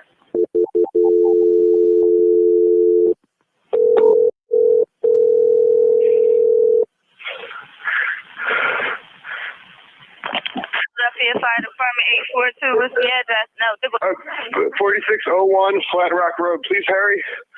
4601 Flat Rock. Yes. What's wrong? I went downstairs to go work out. I came back up. The door was latched. My fiance's inside. She wasn't answering. So after about a half hour, I decided to break it down. I see her now just on the floor with blood. She's not responding. Okay, is she breathing? Look at her chest. I need you to calm down, and I need you to look at her chest. It's really. I really don't think she is. Listen to me. Someone's on the way. Wait for it. Wait for it. Is it on her back? She's on her back. So I bring her. Look at her chest and tell me if it's going up and down, up and down. I don't see her moving. Okay. Do you know how to do CPR? I don't. Okay, I can tell you what to do. Okay, until they get there. I want you to keep her foot on her. God. Hello. Yeah, hi, okay. Are you willing to do CPR with me over the phone until they get there? I have to, right? Okay, so get her flat on her back, bare her chest, okay? You want to rip her shirt off. Okay? Kneel down by her side. Oh, my God. Ellie, please. Listen, you can't freak out, sir. Okay, I'm trying not to. Her shirt won't come off. It's a zipper. Oh, my God. She stabbed herself. Where? She fell in a knife. Oh, no. Her knife's sticking out. Her what? There's a knife sticking out of her heart. Oh, she stabbed herself? I guess so. I don't know where she fell on it. I don't know. Okay, well, don't touch it. Okay, so I just let her here now. I mean, what do I do? No, I mean, you can't. If the knife is in her chest, it's going to be kind of hard for you to do CPR at this time. Oh, no. Oh, my goodness. Okay. Police, which operator? 277. Is someone coming here? Yes, they are. You said 4601 Flat Rock, right? Yes. Okay, someone's on the way. And the knife is still inside? Wait, so what? The knife is still inside of her? Yes, I didn't take it out. Was it her chest or what area? It's in her chest. It looks like it's right in her heart. Okay, someone's on the way out there. Okay, just get. Oh my God! Oh my God! Okay, how old is she? She's 27. 27, and there's no sign of life at all. No, please don't be. What? Pinch her under her arm and tell me if she responds to pain. Ellie. She's not. Her arm, her hands are still warm. I don't know what that means, but there's blood everywhere. I know, but you can't. And the knife is still inside of her. How far? Can you see how far it went in? It looks pretty deep. Okay. It looks it's a long knife. Don't touch anything. Yeah, don't touch anything. Okay. I'm not touching anything. I can't believe this though. So wait, it was just you there with her? We're the only ones here. And she ran in the door. You said latched it shut. No. I went downstairs to work out, and when I came back up, the door was latched. Oh. Like it was, it wasn't like it was, it was like locked from the inside. And I'm yelling, so I'm was yelling. Your house broken into? No. So there's no sign of a break-in? No sign of a break-in at all. I mean, there will be when you get here because I had to break the latch, but to get in. Okay, 4601 Flat Rock, and this is a house, right? It's an apartment. Flat Rock apartment. Okay, that'll help. Oh my God. All right, thank you. Mm-hmm. Bye. Karm. Thank you very Karm. That's all I'm going to say. I have no idea, but we cannot finish Christmas Eve and Yes, we can. Well, let me say something. I mean, listen, Karm. First of all, the beginning, the first couple of minutes is, I mean, it's so obviously just over dramatized, not real, disingenuous. That's number one. allegedly. Steve Cohen, do I have to do CPR after saying? And then it's like 4 minutes into the call, and he discovers that she has a knife that's 4 inches deep in her chest. Like, like if it was in like her, I don't know, like her calf and the back of her calf, maybe, but she got a 4-inch deep wound in her chest. But Joel, how does he know it was inside her heart? That's the other thing. And the other thing that he says, what does he say? Right, Karm? Let's see if you were paying attention. What does he say right after he notices a knife? What does he say? Right after he notices the knife, what's the following set of words? I don't remember. I think he said I think he said something to the effect that she stabbed herself. That's why Steve Cohen is high IQ right there. No, but he says Yeah, no, sorry, Steve. He says she stabbed herself. That is an alibi. He is creating that. He's already telling everyone how it happened. How does he know? How does he know that she wasn't murdered while he was down at the gym? Anyway, I'm going to let Steve and Karm finish this out. We will end on a nice note, but very quickly, real quick. Sorry, my bad. Steve Cohen is working. We're going to do a show right after the holidays. Steve's already working on this. We're going to have a voice analyst and a writing analyst who's going to basically break the statement apart and the 911 call. We'll get experts. Look, he may not have done it, but he may not have done it. Go ahead, Steve. Well, I think I was just to say quickly, like the New York Post did a story 2 days ago, and like that 911 call was at 6:33 p.m. right, and in the hour, but they said in the hour before Goldberg called 911, he sent Greenberg a series of calls, emails, and eerie text messages, according to court records. Between 5:32 and 5:54, Goldberg's last 9 texts to Greenberg included the following: "Hello, open the door. What are you doing? I'm getting pissed. Hello, you better have an excuse. What the F? And you have no idea." So it was, they were having a fight or contentious situation. There's certainly more that they're not telling us. And maybe like it's pragmatic for somebody to lawyer up and say less and not incriminate themselves. But I don't know, it's Steve, I never heard of this guy, but that means nothing because I don't watch YouTube, but they said Deception Detective is good. Okay. And then she zipped her shirt after the knife wound. Again, she was also found propped up against cabinets. By the way, she also stopped. It was a nor'easter that night, major snowstorm. She stops to get gas. She also stops at home. She's making a fruit salad, which is not really indicative of someone that wants to end their life. CO is yelling at me. And then she zipped her shirt after the knife wound, but she's found propped against a set of cabinets, but the blood, as Karm said, is running horizontally on her face, which implies scientifically that she was moved. Her position was moved. But it's not going to be me, and it probably won't be Gavin Fish, but it's going to be everyone together, including these documentary film companies. And, of course, Nancy Grace carries a big microphone. I think that this case is going to blow up in 2025. The family, the Greenbergs, have spent $800,000 of their own money. I just got worked up. I have a headache. Steve Cohen, it is Christmas Eve, Hanukkah tomorrow.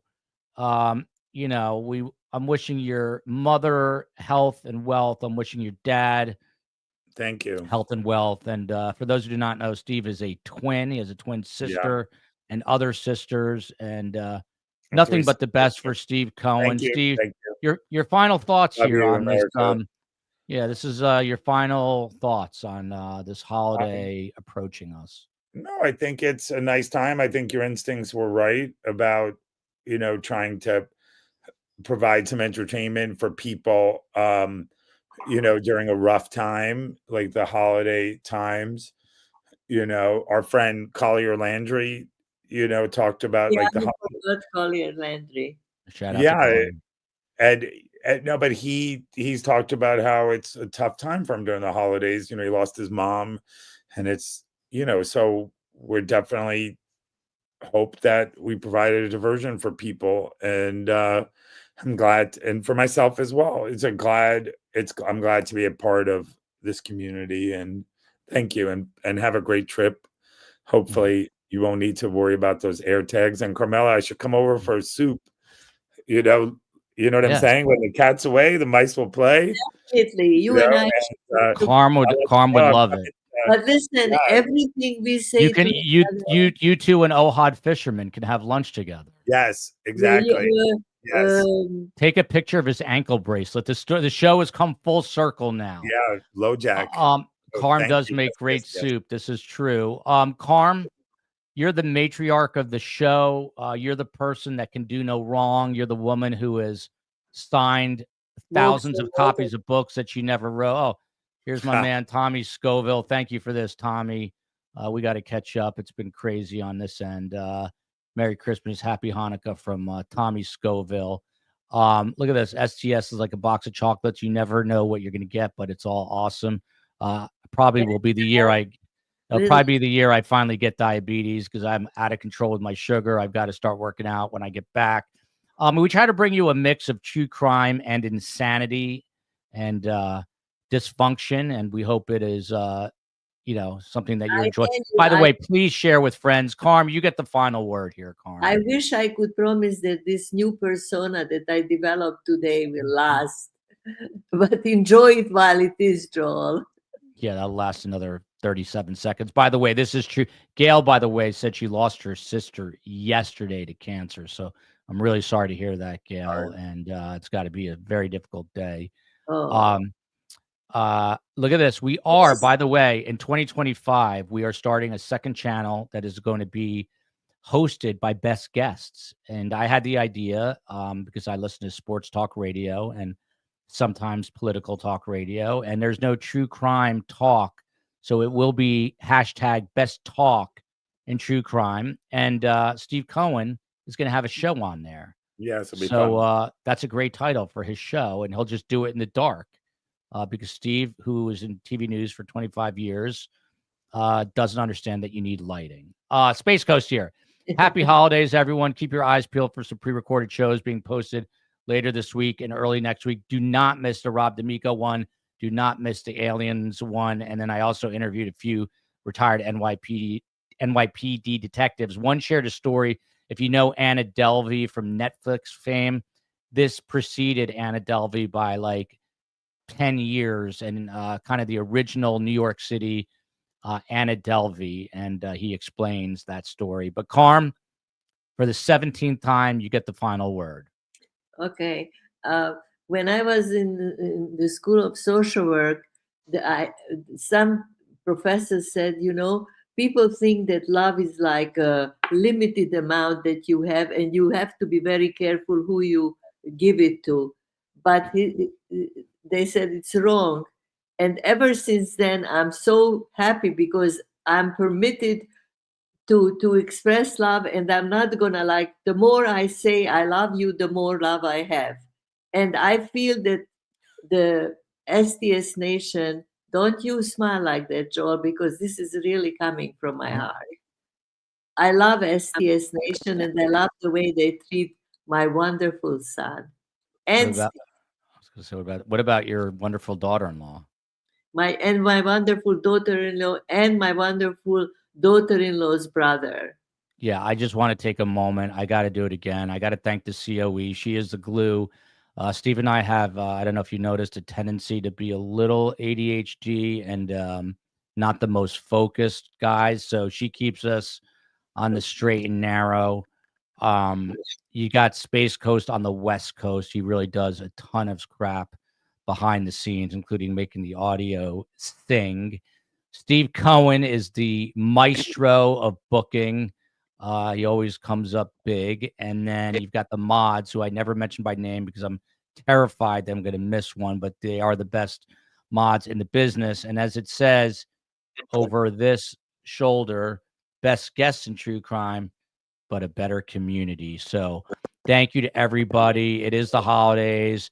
Take a moment to be grateful for what you do have. It is a crazy world. Things could change in a nanosecond with these drones. We could all be transported up to, teleported to a foreign land, many tens of millions of light years away. So my suggestion is enjoy this Christmas, Karm, and Hanukkah. What are you going to do as a final word, Karm, over the next 5 days besides have lunch with Steve? Karm admitted that she's going to miss me, Steve. But Karm, what do you plan to do? I know you love everyone in your building. You have friends there. Are you going to hang out with them and play Rummy Q? I will do things to make myself happy. There you go. I don't know yet. It's still in work and working on it. Prayers going out to all the brokenhearted over the holidays. I've lost so many, and share your pain. Thank you, Susie. I'm thinking of my dad tonight and many others. Love you, America. Love you, South Florida. Love you, the Republic of Ireland, England, UK, Switzerland, Australia, New Zealand, Tasmania. I'm probably forgetting a few countries, but you know who Turkey. you are. Canada, Turkey, Canada. Ireland.